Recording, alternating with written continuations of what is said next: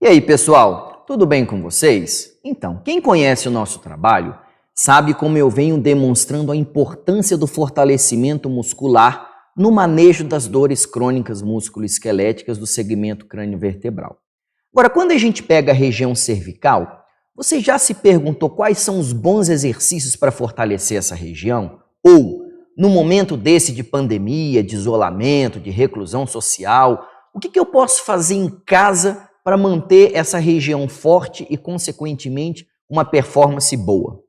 Eu vou demonstrar alguns exercícios para vocês e eu acho que vai ajudar muito. Tomara que vocês gostem.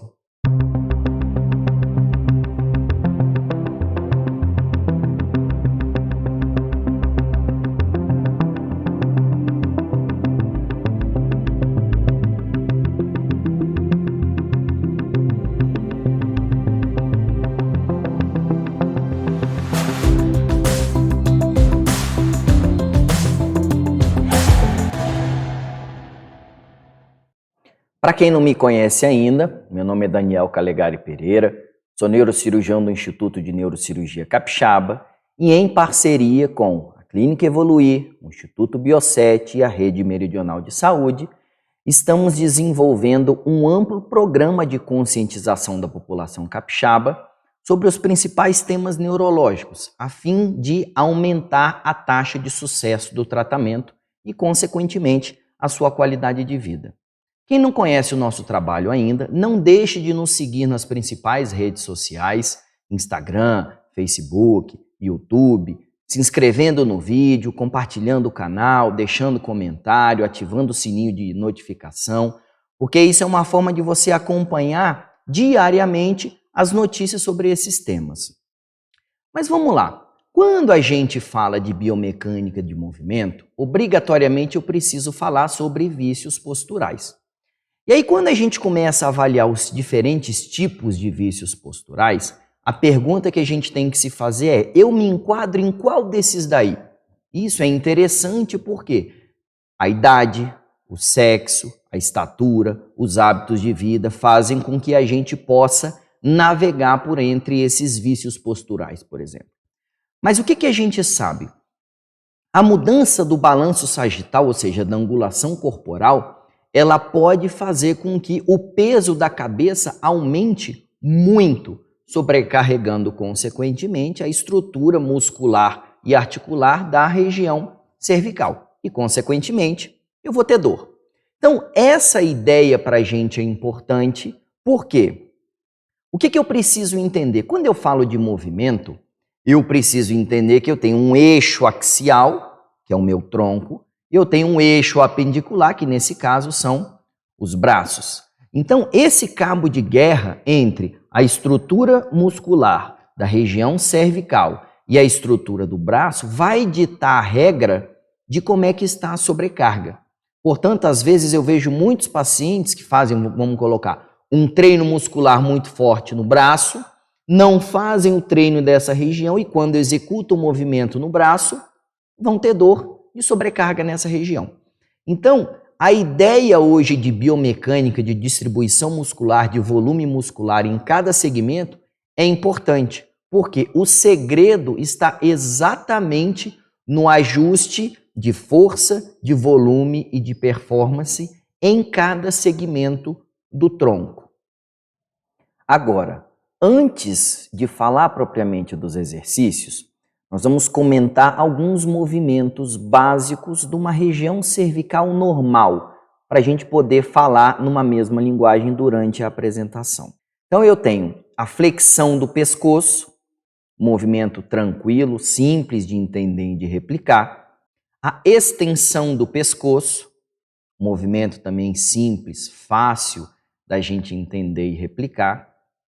Protração do pescoço, ou seja, anteriorização do queixo em relação ao eixo principal, retração do pescoço, que é a posteriorização do queixo em relação ao eixo principal, rotação da cabeça em relação ao eixo principal, flexão lateral da cabeça em relação ao eixo principal, encolhimento dos ombros. Agora que a gente já sabe os termos principais para o entendimento de cada movimento, a gente vai começar a falar propriamente sobre os exercícios básicos de fortalecimento da região cervical. No entanto, cabe um alerta sobre alguns sintomas que, caso apareçam, te obriga a parar imediatamente e procurar um especialista. Então, comecei a fazer qualquer atividade, senti um tipo de dor que irradia para o braço, senti algum tipo de fraqueza no braço, senti vertigem, tontura, desequilíbrio, escureceu a vista, para e procura um especialista. Ponto. Isso daí indiscutível. Feito isso, é importante lembrar que essas sugestões não substituem as orientações e o treinamento preconizado por um profissional habilitado, como um profissional de educação física ou um fisioterapeuta. Isso são sugestões domiciliares, tá? Isso é importante que fique lembrado. Então, entendido isso, tá? O que a gente vai começar a fazer? O que eu preciso, então? Eu preciso, para realizar essas atividades, de um elástico de treinamento. Existem vários tipos dele, com várias forças, dado a espessura de cada um deles. O que normalmente eu oriento? Evolução disso, lenta, gradual e progressiva. Então comece com um elástico mais leve para poder ir entendendo esses exercícios. Uma coisa que nós vamos separar, existe uma fase da atividade, que é uma fase com movimento, que a gente vai usar a resistência elástica do elástico, tá? Com a fase de contração, de relaxamento dessa musculatura, e vai existir no final de cada série uma fase sem movimento, que a gente chama de fase de isometria, ou seja, eu vou ter uma contração muscular mantida numa determinada região sem movimento.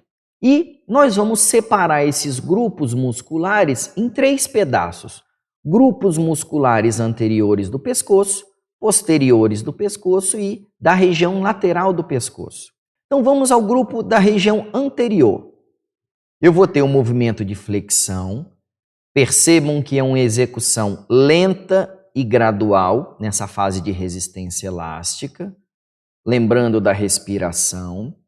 Terminada essa fase, vem a fase de isometria, ou seja, eu vou manter a contração mantida nessa região. Dura em média de 5 a 10 segundos, pausa disso, passa para a próxima, que seria a protração. Então eu tenho a anteriorização da mandíbula nessa fase de resistência elástica. Seguido dessa fase, vem a fase da isometria do movimento. Mantenho mais ou menos por 5 a 10 segundos, lembrando da respiração, relaxe e passo para o próximo exercício. Vamos trabalhar agora no grupo muscular posterior. Então, vamos executar a extensão do pescoço nessa fase de resistência elástica, devagar e respirando. Seguido isso, a gente vai para a fase de isometria do movimento, mantendo mais ou menos de 5 a 10 segundos até que a gente possa passar para a próxima fase, que é a fase de retração, ou seja, posteriorização do queixo, nessa fase de resistência elástica. Terminado isso daí, a gente mantém na fase de isometria, mais ou menos por 5 a 10 segundos. Passando então para a próxima fase, que é o exercício de crucifixo, para a gente fortalecer essa região entre os ombros. Então eu vou, numa vista anterior, fazendo movimento lento e gradual, lembrando que eu tenho uma resistência elástica na primeira fase, seguido por uma fase de isometria do movimento, mantenho mais ou menos por 5 a 10 segundos. Aqui uma vista posterior, para vocês entenderem como que é a contração dessa região posterior, entre os ombros, na fase de resistência elástica, seguida da fase de isometria do movimento. Agora, a gente passa para o próximo exercício, que são dos músculos do grupo lateral do pescoço.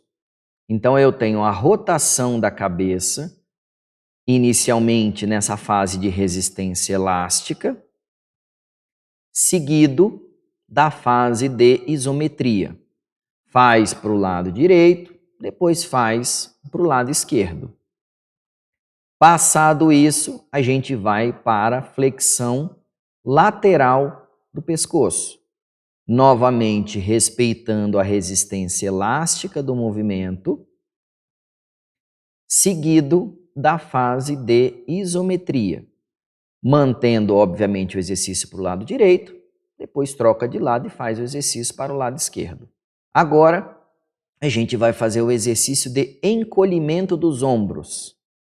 Percebam que nessa situação o elástico está apoiado abaixo do joelho, mas dependendo você pode fazer isso em pé também, respeitando a fase de resistência elástica, seguido da fase de isometria do movimento. O que é o ideal nessa condição? Que a gente mantenha mais ou menos 10 repetições em cada exercício, executá-lo de forma lenta e gradual. Você vai ajustando a tensão do elástico para a sua força, tendo sempre cuidados com a respiração de forma lenta. Ficar na isometria nessa última repetição mais ou menos de 5 a 10 segundos, fazendo 3 passadas em cada exercício, tendo mais ou menos um tempo de descanso de 30 segundos a 1 minuto. Mantendo essa rotina mais ou menos de 3 a 5 vezes por semana.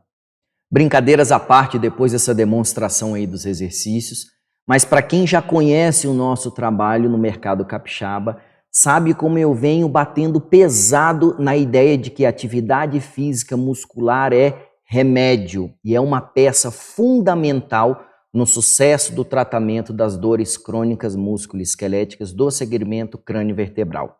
E a ideia da equipe multidisciplinar melhora muito o resultado final disso daí, uma vez que muitos dos meus pacientes apresentam algumas alterações estruturais e algumas deformidades dessa coluna cervical lombar. Portanto, a figura do nutricionista, do endocrinologista, do nutrólogo, do fisioterapeuta, do educador físico é fundamental para nortear o sucesso do tratamento.